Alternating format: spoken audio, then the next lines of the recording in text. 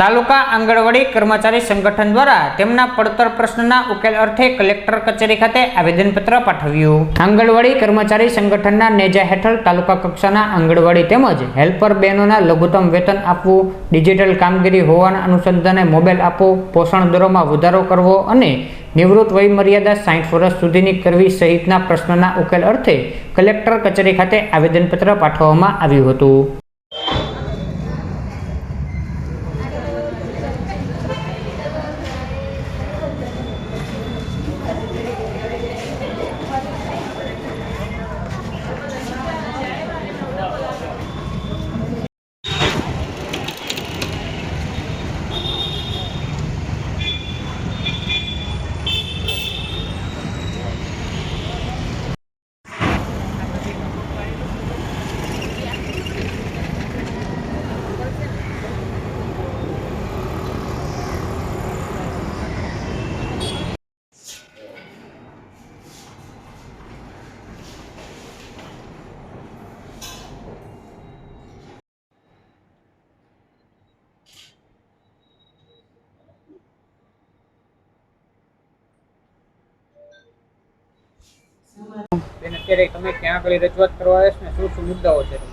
આજે અમે કાલે અમારા તાલુકામાં રજૂઆત કરેલી છે સીડીપીઓ ને, અને આજે અમે કલેક્ટર સાહેબ ને, પીઓ સાહેબ ને અને ડીડીઓ સાહેબ ને બધાને રજૂઆત કરેલી છે।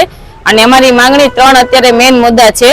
બીએલઓ ની કામગીરી છે, એફઆરએસ ની કામગીરી છે, અને જૂના જે અમારો પગાર ધોરણો વધેલો છે એની ચૂકવણી નથી કરેલી એ બાબત અત્યારે અમે રજૂઆત કરવા આવેલા છીએ। કેટલા જિલ્લાના બહેનો જોડાયા છે અને કેટલા વ્યક્તિઓ છે? ભાવનગર જિલ્લાના અત્યારે અમે 8 તાલુકા જોડાયેલા છે આમાં, એટલે બધા આજે અમે રજૂઆત એક સાથે જ કરવા આવ્યા છીએ। અને આ અત્યારે અમારે ઓનલાઈન અમે કામગીરી 4, 5, 6 અને 7 બંધ રાખવાના છે। આ અમારી પહેલી હડતાલનો પહેલો છે જે પગલું। આના પછી જો અમારી હજી માંગણી નહીં સંતોષાય તો આગળ અમે રેલી પણ કરશું, અને રેલીથી નહીં સંતોષાય તો આગળ અમે અચોક્કસ મુદ્દતની હડતાલ પર ઉપર જવાના છીએ।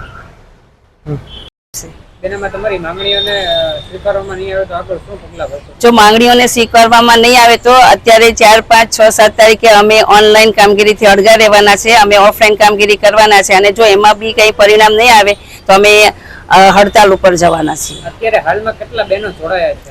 અત્યારે અમારે 8 તાલુકા, ભાવનગર જિલ્લાના 8 તાલુકા જોડાયેલા છે આમાં।